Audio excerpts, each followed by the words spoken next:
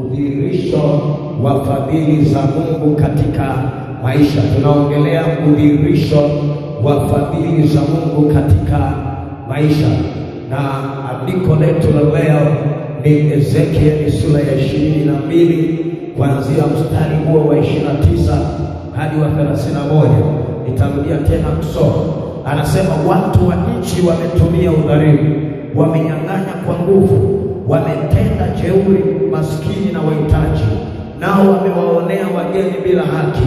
Nami nikatafuta mtu miongoni mwao atakayenitengeneza boma na kusimama mbele zangu mahali palipobomoka, kwa ajili ya nchi nisije nikaiharibu, lakini sikuona mtu.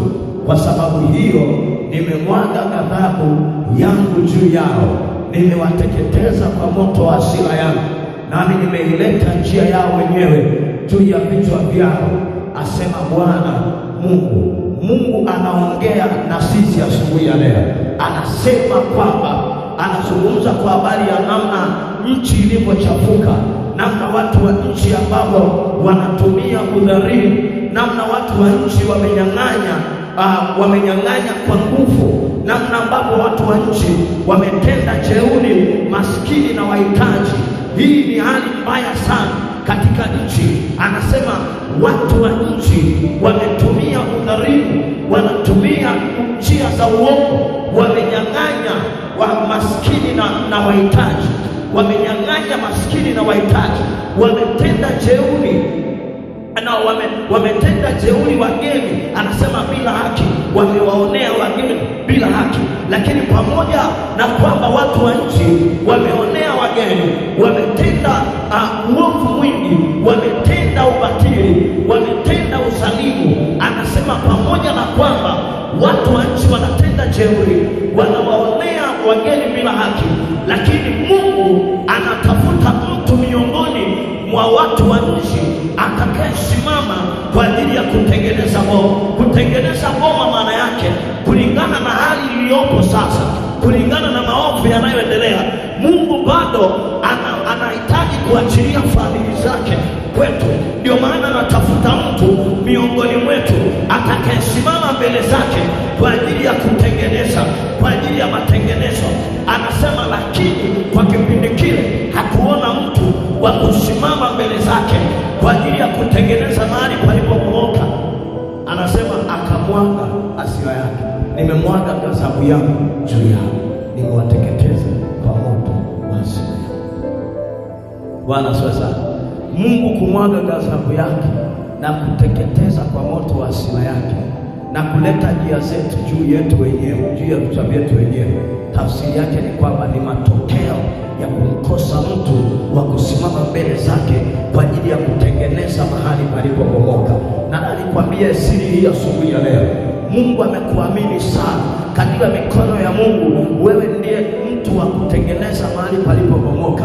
Na asubuhi ya leo uwepo wako mahali hapa sio bahati mbaya, ni Mungu amekusudia uwepo. Hebu tazama nyuma yako, angalia mabenchi namna yalivyo wazi, lakini hilo benchi lilokalia, wakati mwingine ukija Jumapili utakuta watu 4, 5 wamekaa mahali hapo pamoja, lakini leo umekaa peke yako. Anza kujiuliza, why wewe? Kwa nini wewe uko hapo ulipo? Kwa nini wewe uko peke yako hapo ulipo? Maana yake ni kwamba wewe ndiye mtu wa kutengeneza mahali palipobomoka. Anasema nikatafuta mtu miongoni mwao, hakusema nikatafuta watu miongoni mwao.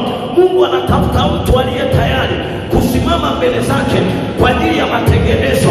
Anatazama maombi ya mtu mwenye utayari wa kusimama mbele zake kutengeneza. Bwana asifiwe. Haijalishi, unajua kuna namna maisha ya watu walio nje ya kanisa yananajisi nchi yetu, yananajisi ardhi yetu, yananajisi maisha yetu. Na usije ukafikiri yale wanayoyafanya pengine madhara yanaweza kuwa kwao tu peke yao. Maadamu na wewe upo katikati ya nchi ya watu wanaofanya mambo ya ubatili, uwe na uhakika madhara yanayotokana na maovu yao yanakugusa na wewe pia. Kwa usiposimama kuomba kwa ajili ya kumatengeneza, uwe na uhakika watafanya wao, alafu utashangaa mambo yako yanaharibika. Unaweza kusema siku hizi mambo hayaendi. Mungu atusaidie sana. Kwa mfano sema wanapigana huko nchi za wenzetu, alafu madhara tunayapata. Tuwa pamoja. Wanapigana huko mbali, Mashariki ya Kati huko.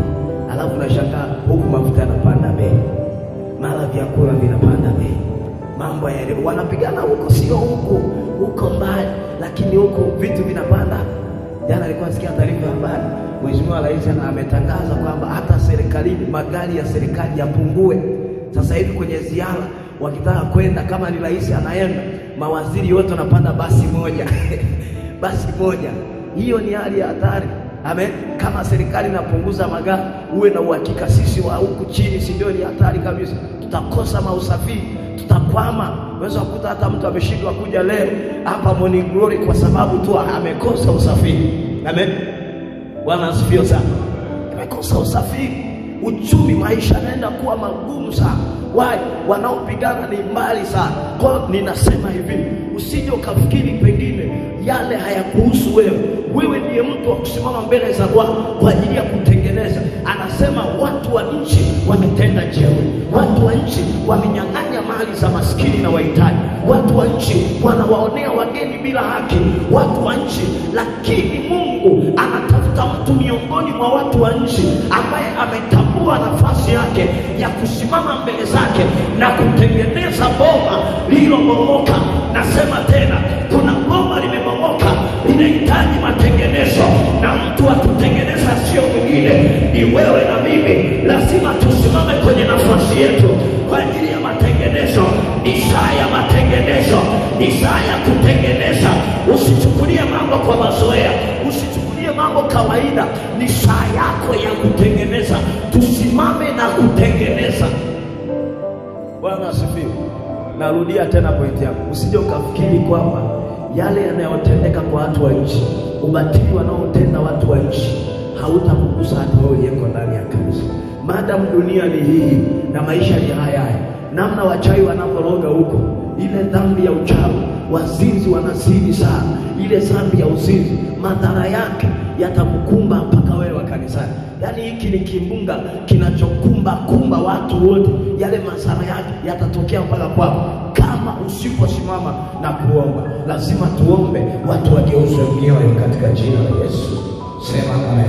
Na ndio maana tunajifunza kwa habari ya fadhili za Mungu, fadhili za Mungu. Jana niliongea kuhusu fadhili za Mungu na watu ambao hawakuwepo siku ya kwanza.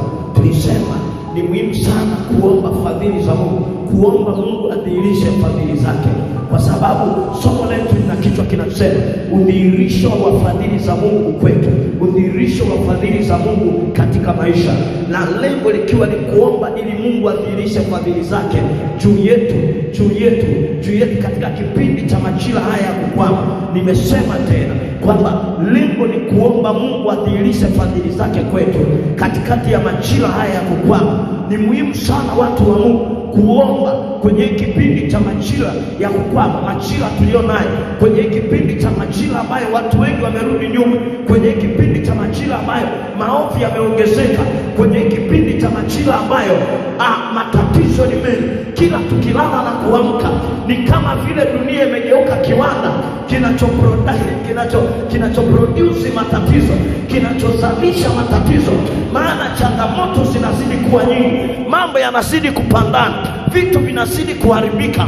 Kwenye haya majira, wapendwa, tunahitaji Mungu aachilie fadhili zake, aachilie fadhili zake.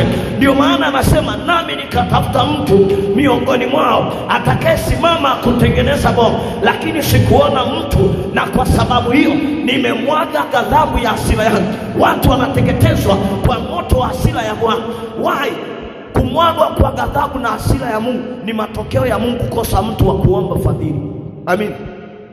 Kama tukiomba fadhili sawa sawa, Mungu hawezi kumwaga ghadhabu yake. Kama baba, kuna huruma fulani ataiachilia kwetu. Lazima aturumie watoto wake. Amin. Bwana asifiwe. Mimi nadhani Waswahili wanasema mtoto akinyea mkono haufanya nini? Haukati. Unaosha alafu unaendelea na maisha. Tuko pamoja? Hata kama ni mwanao amekuwa mtu mzima, akifanya kosa kama mzazi, utatafuta suluhisho kwanza la kosa, alafu baadaye ndio tuelewane juu ya makosa yake. Nasema nini? Mungu anatafuta mtu ameacha kuangalia kwanza adhabu, anatafuta mtu atakayesimama kutengeneza. Amina. Hapo tuelewane kabisa. Sasa nilisema ni kuomba ili Mungu adhihirishe fadhili zake kwetu. Na andiko kuu ni Zaburi ya 17 mstari wa 7. Anasema dhihirisha fadhili zako. Daudi anaomba Mungu adhihirishe fadhili zake, fadhili zake. Kwa nini unahitaji fadhili za Mungu? Kwa nini ninahitaji fadhili za Mungu? Inawezekana unajiuliza muda huu, evangelist